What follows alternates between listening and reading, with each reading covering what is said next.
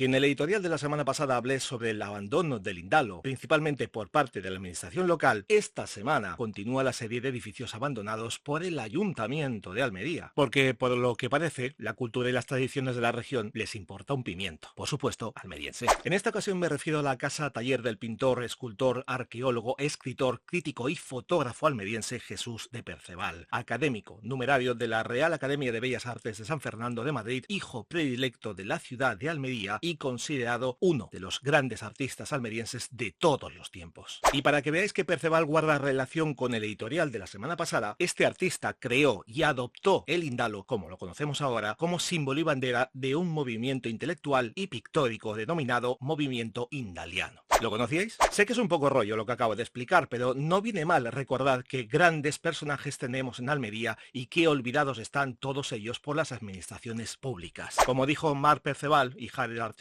en una entrevista al Diario de Almería, Almería me ha desilusionado totalmente, porque aquí hay y ha habido muchos artistas interesantes que las instituciones los tienen completamente olvidados. Si alguno se ha pasado por la calle que lleva su nombre, la casa taller de Jesús de Perceval está prácticamente en ruinas, abandonada, desahuciada, como si nadie se hiciera cargo de ella. Es una candidata perfecta para el ayuntamiento para que termine, como otras más, derruida y convertida en un solar donde construir viviendas o apartamentos turísticos. Eso sí da dinero, ¿verdad, señores? Aunque el movimiento indaliano nació en tertulias celebradas en la Granja Balear o en el Café Colón, la casa taller de Jesús de Perceval fue el corazón creativo del artista y uno de los grandes testigos de aquel despertar cultural tan propio y tan almeriense. Y allí en esa casa, Perceval creó, debatió y reunió artistas e intelectuales que marcaron época en Almería. En su laboratorio se revelaron algunas de las fotografías más emblemáticas de Almería. Su biblioteca rebosaba cultura por los cuatro costados. A pesar de los esfuerzos de la familia y de asociaciones culturales de Almería por convertirla en un museo o centro cultural de referencia de la cultura almeriense y sobre todo del movimiento indaliano, la falta de apoyo institucional ha impedido su rehabilitación. Eso sí, en 2011 el Ayuntamiento de Almería, a través de la Gerencia Municipal de Urbanismo, no le faltó tiempo para exigir a los descendientes de Jesús de Perceval que hicieran obras para decentar la vivienda y además cortaran la vegetación del patio, que molestaba a los vecinos. Y si no lo hacían, el ayuntamiento se haría cargo y pasaría la factura a los familiares del artista. Todo un detalle por su parte. En 2015, el ayuntamiento quería convertir la casa de Jesús de Perceval en el siguiente centro cultural de la ciudad. El equipo de gobierno de la época manifestó por escrito su intención de valorar la recuperación del inmueble, solicitando un informe a la Concejalía de Cultura sobre su relevancia. Pero como suele ocurrir en estos casos, el interés estaba más en mirarse la pelusa del ombligo que en buscar una solución no solo en beneficio de la imagen de Perceval, sino también de la cultura almeriense. Por cierto, un documento que no he encontrado por mucho que he buscado. Hace un mes envié un correo electrónico a la Concejalía de Cultura. En el mensaje les pido información sobre si el ayuntamiento está trabajando en algún proyecto para recuperar la casa y convertirla en un museo dedicado a Jesús de Perceval y otros pintores del movimiento indaliano.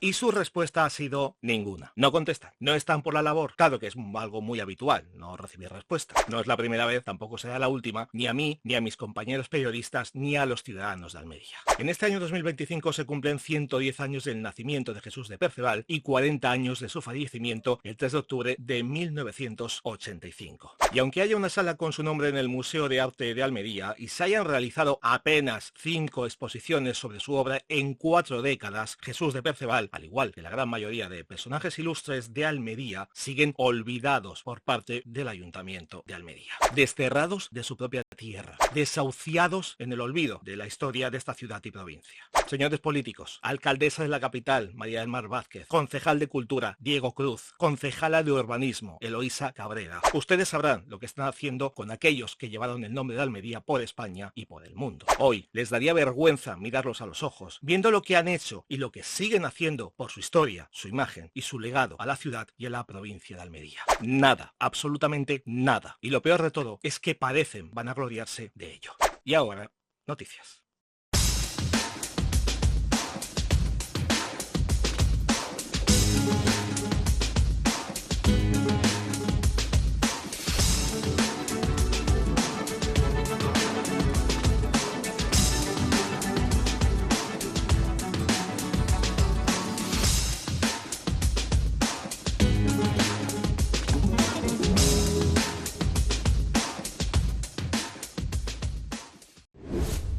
La semana comienza mal en lo informativo al descubrir que algunos de los que en teoría nos tienen que defender en las calles de nuestra ciudad y localidades de la provincia se preocupan más de dar apoyo a los delincuentes o de ser delincuentes que apoyar a los ciudadanos honrados de a pie. La Fiscalía ha pedido a la Audiencia Provincial de Almería que se celebre juicio oral contra 10 personas, entre las que se encuentran 2 policías locales, uno de Adra y otro de Almería, por supuestos delitos relacionados con prostitución y agresiones sexuales a 5 menores de 16 años, hechos que habrían ocurrido entre 2018 y 2020. Según la Fiscalía, la principal sospechosa convenció a varias menores para que se citaran con hombres en varias ocasiones, organizando todo a través de páginas web y aplicaciones. Ella se encargaba de cerrar las citas y de controlar el dinero que debían recibir. Además, según el informe, hizo lo mismo con su hermana de 15 años, a quien agredió cuando quiso dejarlo y la amenazó para que siguiera haciendo lo que le decía.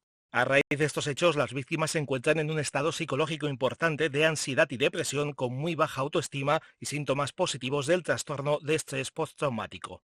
La fiscal pide para la principal acusada una condena de 45 años de prisión por 5 delitos, además de prohibirle acercarse a las víctimas por hasta 20 años, imponer libertad vigilada e impedirle trabajar en contacto directo con menores, con una duración total que supera los 60 años. Para los otros 9 acusados, todos hombres, las penas varían entre 12 y 36 años de cárcel, junto con medidas similares de alejamiento, libertad vigilada e inhabilitación para trabajar con menores. También se solicita que indemnicen a las víctimas con cantidades que van desde 20.000 hasta 60.000 euros por los daños morales causados. ¿Qué se debería hacer con quienes abusan de menores de edad tanto de manera física como psicológica? ¿Crees que hay que endurecer más las leyes en favor del menor o es suficiente con lo que se propone en ellas? Deja tu opinión en comentarios. Nueva bronca a los ciudadanos almerienses que siguen sin cumplir con su responsabilidad para que la sanidad pública vaya mejor y con mayor agilidad en los centros sanitarios de la provincia. Y es que no es para menos, aunque muchos pacientes se quejan de que hay que esperar días e incluso semanas para poder obtener una cita con su médico de cabecera, lo cierto es que el 8,4% de las visitas que se programan con el facultativo, enfermería o administración del centro termina por perderse porque el paciente no aparece. Según datos del Servicio Andaluz de Salud, solo en el primer cuatrimestre de 2025 se perdieron más de 286 citas al día en la provincia de Almería. En total, de las 1.243.773 citas programadas en estos 4 meses, 104.559 pacientes no acudieron a la consulta. Y esto no es solo la cita presencial, sino también la telefónica, ya que muchos pacientes no responden a la llamada. En 2022, la Administración Sanitaria lanzó una campaña para concienciar a la población la importancia de acudir a sus citas médicas o, en caso de no poder asistir, cancelarlas con antelación para que puedan ser asignadas a otras personas. Con esta medida se pretende promover el compromiso individual y un uso responsable de los recursos sanitarios. ¿Te ha pasado alguna vez que te has quejado de que no podías conseguir cita médica lo antes posible, pero tú te has olvidado de anular a la que no podías ir? Deja tu experiencia y queja en el canal. Las personas con discapacidad de Almería vuelven a demostrar que en cuestión de deporte no les gana nadie. Así se ha demostrado esta semana en las 7ª jornadas Deporte para Todos que se han celebrado en el campo de fútbol de la Universidad de Almería. El objetivo principal de este acto ha sido reivindicar una vez más que todos los deportes se adapten y permitan la participación inclusiva de personas con discapacidad. Más de 700 personas con y sin discapacidad, entre alumnos, profesores, personas de centros ocupacionales de la provincia, asociaciones y centros de día, familiares y voluntariado, han participado en 18 disciplinas deportivas. Y como siempre ocurre en estas jornadas, todos han aprendido los valores del deporte, como la convivencia, el trabajo en equipo o la empatía. En las 7ª jornadas Deportes para Todos han participado centros educativos como el Instituto de Enseñanza Secundaria Azcona, el Centro de Educación Privada Portocarrero de Aguadulce, el Centro de Enseñanza Infantil y Primaria San Bernardo, el Santa Isabel, el María Inmaculada, el Virgen de Loreto, el Centro de Educación Especial Rosa Relaño, el Francisco Montoya de las Norias, el Juan Goitisolo, el Sol de Portocarrero y el Retamar. También han asistido el Centro Ocupacional Murgi, Centro Ocupacional de Verdiblanca, Residencia Gravemente Afectados de FAAM, la Asociación de Niños con Discapacidad ANDA, Aspapros, Asalsido, A Toda Vela, Centro de Día CERNEP UAL, la Clínica Sanitaria Infanto-Juvenil, la Clase Chica y la Fundación Andaluza para la Integración Social del Enfermo Mental, FAISEM. Antes de ponerse en marcha en las actividades deportivas, los participantes han disfrutado de un desayuno saludable a base de frutas, zumos y hortalizas de la provincia de Almería. Salud por los 4 costados. El presidente de la Federación Almeriense de Asociaciones de Personas con Discapacidad, Valentín Sola, ha destacado que las séptimas jornadas Deporte para Todos es la fiesta de la inclusión y el objetivo es lanzar un mensaje. El deporte no solo favorece la salud mental y física de las personas con y sin discapacidad, sino que el deporte es una vía para la inclusión.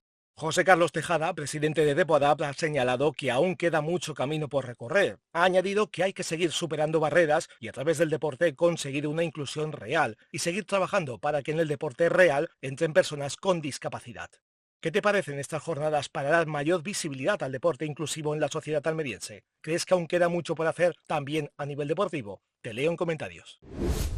Los pueblos de Almería tienen que reinventarse a nivel económico local para progresar y seguir siendo parte importante del mapa de la región almeriense y de esta manera luchar contra el despoblamiento y la Almería vaciada.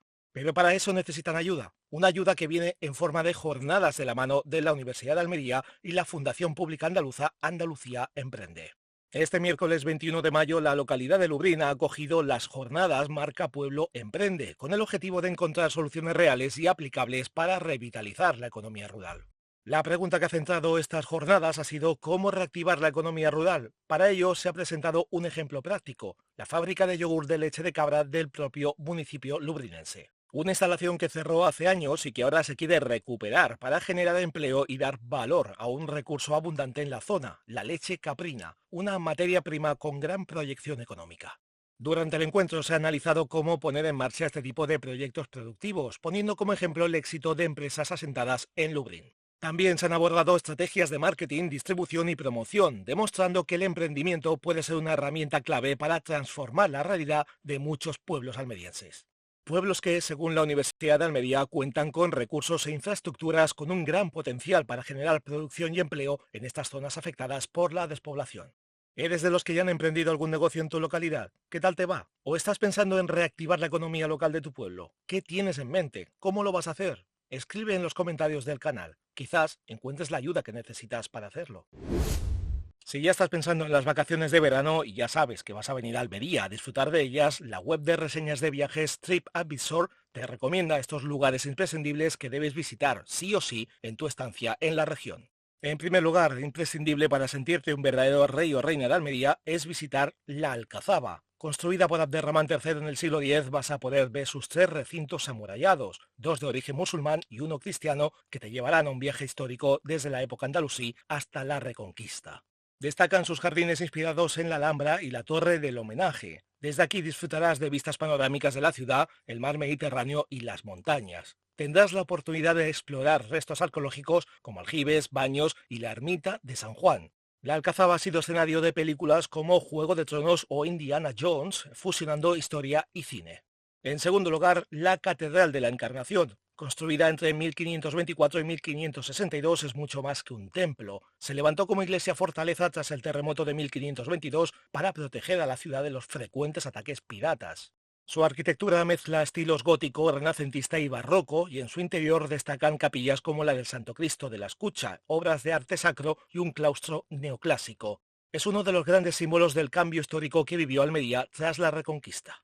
Seguimos paseando y vamos al Cable Inglés. Es uno de los iconos industriales de Almería. Construido a principios del siglo XX por una compañía británica, servía para cargar mineral directamente desde los trenes hasta los barcos. Hoy, convertido en paseo peatonal, este muelle de hierro y hormigón no solo conserva su valor histórico, sino que ofrece unas vistas únicas del mar Mediterráneo y del puerto de Almería, un puente entre el pasado minero de la ciudad y su presente turístico. Nos vamos a ver un lugar donde el tiempo se ha detenido para siempre, los refugios de la Guerra Civil. Construidos entre 1936 y 1938, esta red de 4,5 kilómetros de túneles subterráneos, aunque de momento se han recuperado y se puede visitar 1 kilómetro, protegía a 40.000 personas de los bombardeos. En su interior vas a vivir en primera persona cómo era resistir bajo tierra en tiempos de guerra. Podrás ver un quirófano, despensas y dibujos infantiles en sus paredes, testimonios mudos de la resistencia civil.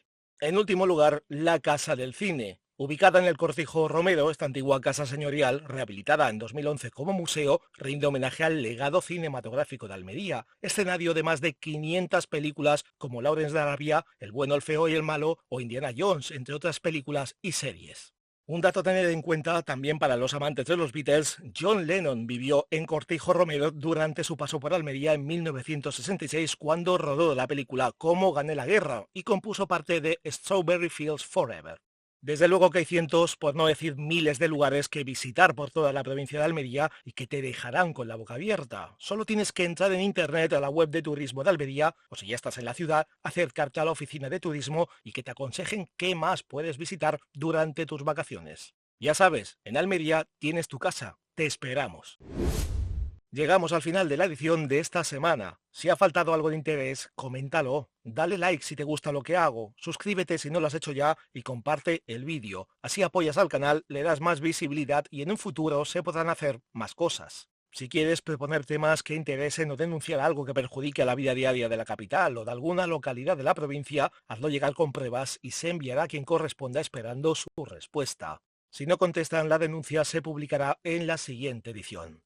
Muy buenas a todos, sacias y sacios, gracias por escucharnos una semana más y hasta una próxima edición de Esto es Almería Sacio.